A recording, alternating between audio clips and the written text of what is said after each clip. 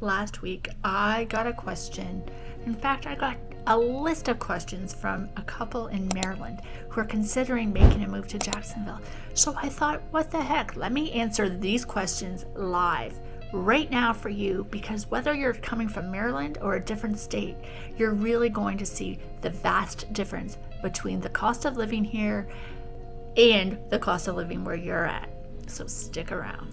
Thanks so much for sticking around, friends. My name is Niki Smith. I'm a local realtor here in Metro Jax, and I would really love it if you could subscribe to my channel, like, comment. It really helps me and helps to support my brand and my business. So let's get started. Question 1. Is Jacksonville really more affordable than Maryland? And I am excited to tell you that it is. First and foremost, the median sale price for an average home in Jacksonville is in the $300,000 range. In Maryland, you're looking in the $400,000 range. And one of the greatest things also is the taxes. Okay, so Maryland has a combined state tax and local income tax totaling 8.9%, and they're ranked 46th worst in the nation. Florida state income tax is 0, and that is protected by the Florida Constitution. So on a $100,000 salary moving from Maryland to Florida, that puts about $8,750 back into your pocket. Now that is significant. That could be a car note, that could be a vacation, that could be towards your retirement fund. The list goes on and on. So where we fail is your homeowner's insurance. In Maryland, it's about $1,500, and in Florida, it can be $3,748, and I think that's a little high. So let's just average it out, max like $2,500 in the Jacksonville area, of course, depending on where you live. The retirement income taxed, 0 in Florida, and yeah, you get taxed on your full rate in Maryland. And overall, your cost of living in Maryland is above national average, and here in Jacksonville, it's between 8 and 10% below national average. So right there, you will have more dollars in your pocket. The bottom line is you'll probably pay a little more in insurance, but you're saving on your income tax and your state tax, so you're going to be ahead. So let me know in the comments which state you're coming from, and I'll let you know what the difference is. Question 2, I always get, and in this case, this was a couple from Maryland. They asked, what is the weather really like? We hear it's beautiful, but also that it floods. Okay, so I love this question in particular because I moved here from Canada, and I tell you, the weather is absolutely beautiful. From October to about April, it's a dream. Like, you will feel like you're on vacation all the time. You're like, oh, should we go to a happy hour? You know, like a dream, like you are on vacation. But in the summer, it's sweltering. So you have to get accustomed to summer because it's in the 90s here. You're going to have a high humidity here. Your AC is going to be running hot, like constant. So your bills will be higher.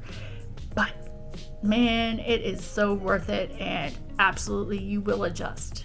Just know that what you're doing in January in Maryland, like shoveling snow and being cold, you're not going to have that vibe here. You just won't. We have the ocean breeze and tropical storms almost every day in the summer, so you have to just adjust. You just do. It's just the way it is. And flooding, well, there are parts of the old part of Jacksonville that do have some flooding issues in the city, and they do have flood zones here, but that's only about 25% of our area, and we have flood zone maps. So if that's something you're very concerned with, we always look up at the flood zone map before we make any decisions when it comes to real estate. So we will absolutely be able to deal with floods and flood zone areas. If that is something you're concerned with, let me know in the comments if that's your big concern. But flood. The number 3 question that I was getting is, how's the job market compared? Well, we both need to find work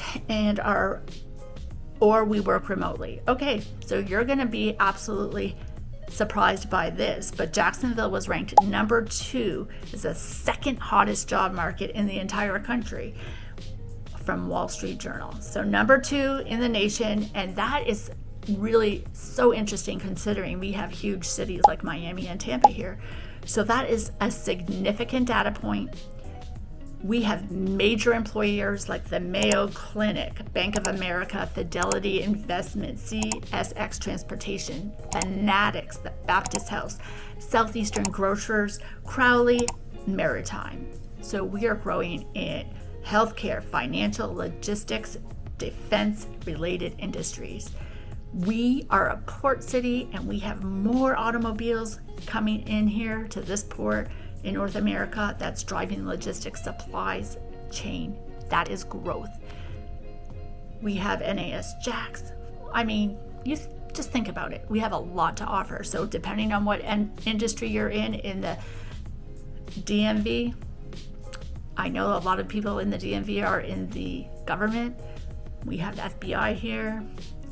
There are obviously going to be government jobs. It's just not going to be quite the same. So you're going to definitely make sure that you line up a job or be able to work remote. But I think overall, you're going to have a great options when it comes to jobs compared to Maryland. Let's see. The next question that I have is, what about traffic and getting around? Maryland traffic is brutal. Okay. Let me be completely honest with you. Jacksonville traffic is a dream. Once in a while, you will have some backup traffic because of an accident, because we have 7 bridges here. And if you've made the decision to live on one side of the bridge and work on the other, that can be problematic, but I can absolutely help you with that if you know where you're working. So make sure you have a car when you move here. The public transportation system is not anything like it would be in the DMV. You need a car. You can get almost anywhere from one side of Jacksonville to another, maybe 25, 35 minutes tops, depending, like obviously traffic, but you should be able to commute quite easily. But you're going to need a car, and that is imperative. I highly recommend owning a car if you're going to move here. Don't rely on our public transportation system. It's not the best. We do have it, but it will be an all-day affair for you, and it does not reach every area of the city. So honestly, have a car. It's very important. Question number 5 is, we have kids. What are the schools like? Now this one is so unique. We have public schools, we have magnet schools, we have private schools. Jacksonville is huge. Every neighborhood is different. Every little school area is different. I would go to niche.com and take a look. I would go to greaterschools.org, take a look. But Duval County report cards have gone up, and a lot of their schools are doing very well. But the number 1 school district, according to niche.com, is St. Johns County, which is right here. So if you're looking for St. Johns County, you absolutely will consider researching each school, because they're not all built the same in St. John's, but you could find a really good school system in St. John's, probably compared to what you're used to in the counties there. I think that Montgomery is one of the counties that you might compare it to. Very, very good quality, but the housing situation in St. John's is higher. So you're going to pay on your median is $415 in St. John's. Median price in St. John's is $545. So your pricing is higher if you want to live in St. John's, or you're going to live in a smaller home. So make sure you consider that, because there are some great options in some of the other counties that you'll get more bang for your buck in Clay or Nassau or Duval. The next question I have is, we've heard Jacksonville has a crime problem. Is it safe? Well, first and foremost, I'm not really legally allowed to talk about it, so you need to go to the crime websites to talk about it. But just overall, in general, every major city that has a million plus people in it is going to have crime. That's just the way it is. Whether you're in Maryland, New York, Miami, wherever, you're going to have some crime. But you will definitely be able to look up that information and get an idea of what communities have more crime than others and make your decision based on that. But it is what it is. million plus people, there's going to be some crime, but I don't think our crime is crazy, and I think you're going to find a neighborhood here, not a problem. There's a lot of people that live here and they're not complaining about the crime at all. So just keep that in mind. You have to do some of that research on your own, and the websites out there are there to help you with that. But every neighborhood here is unique, and you just know what you have to do when you're here is research. The next question, number 7, is what does $400,000 actually buy you in Jacksonville versus Maryland? Well, this question I absolutely love, because let's say you're living in Montgomery County or Howard County in Maryland.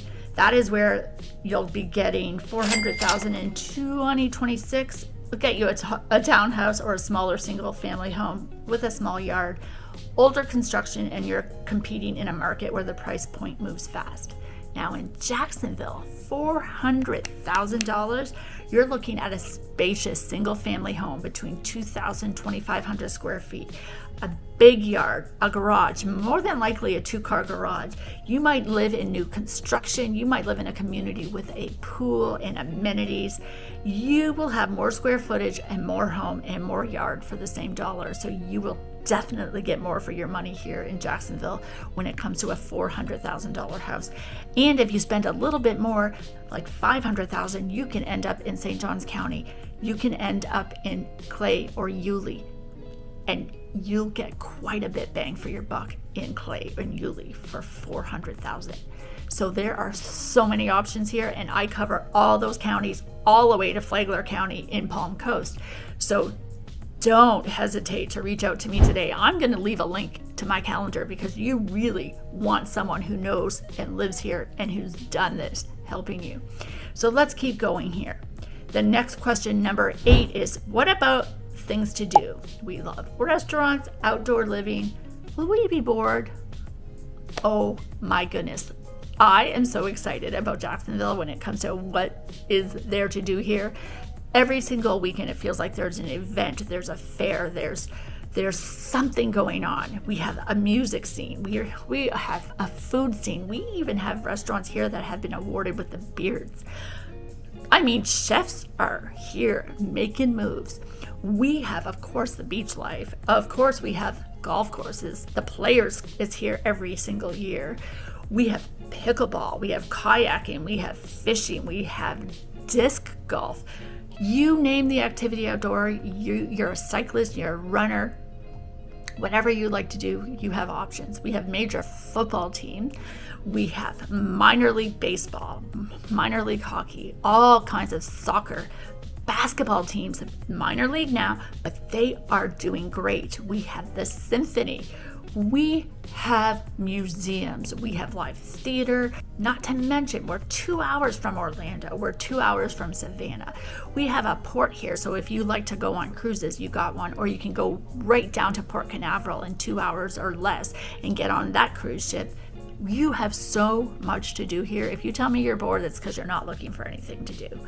You will absolutely find fabulous food, fabulous entertainment, fabulous sporting events. You can live outside most of the year, so guess what? That means if you're active, you get that lifestyle all the time. It is absolutely fabulous. They even have the Friendship Fountain downtown where people exercise together. They go on walks. It's a great way to meet people, and people are doing it. They're getting active and they're going out and meeting their neighbors. I absolutely think you will absolutely never get bored here. Question 9. We are thinking about selling our home in Maryland first. How does that process work with the buyer, with buying here? Well, it depends on your debt to income ratio. It depends on how much equity you have. It depends on your income. There's a lot of different factors. You can always look for a house here if you go with new construction. They typically won't take contingency, so you have to qualify with them before you can buy. But if you're doing a build from the ground up, that could take between 6 and 9 months, so that'll give you plenty of time to get your house sold and ready to move here. You could also do a resale, which takes between 30 and 45 days to close on. So trying to time that out and do it at the same time is absolutely doable. I'm helping several people do it, and it's very, very difficult. You have to be patient, and you have to, pray, because there's so many factors you don't control, but it absolutely can be done. Having a job already lined up absolutely helps you, unless you're a remote worker. So there are a lot of factors, but I can help you, and my lenders that I recommend, or if we're working with builders, we'll all work together to get the job done for you. So it is something I've done over and over, and we can absolutely get it done for you. Make sure you set up that consultation so we can go over all the details and what your plans are, dates and times, whether you're trying to do this before school starts. And school starts early here, so you have to consider that. We go back to school in August, not September. So that is a big time of year that you would want to shop in June or July to get a house for August. Just heads up for that. The next question I get is, how do you actually start? What is the first step? Well, the first step is book a consultation with me. I'm leaving a link below to my calendar. Let's have a 30-minute conversation. Talk about your goals, your dreams, your thoughts, what you're planning, what your ideas are, and I will walk you absolutely through it. The second step after that would be to give me an idea of what your personal idea of a neighborhood is, where you want to go, if you have kids, everything to that regards. Next is to get pre-approved. Whether you're using a builder or you're going to get pre-approved, I have a very nice list of lenders I work with that are strictly into mortgages that can help you with that. I highly recommend going with a mortgage lender, not a bank, unless their sole job is doing the mortgages. The next step after that is we can meet in person, we can do virtual tours. We have to sign a contract. You have to commit to work with me, and I commit to work with you. And once we sign that contract, we start looking at houses. Once we find the right home, we put in an offer in. Once it's accepted, we do what is necessary to get that house closed, and that is it. If you need recommendations for moving, storage, whatever you need, I always have a vast list of vendors I work with, so I can help you with every part of this. And we're not ending our relationship at the closing table. No, I continue to help and guide you and be a part of this whole thing for you forever. We will always be attached, and it'll always be someone and something I always treasure is when I get to help someone move here. I can help you regardless of where you're living, and I would love to be your realtor. So make sure you like, comment, and subscribe, because that truly does help me tremendously. But most of all, send me a message, get on my calendar, let's have a chat. I want to know all about your needs so I can guide you through the entire process. And remember, life is too short not to love where you're living. I'm living the dream in Jacksonville, Florida, and I would love for you to be my neighbor. God bless and stay safe.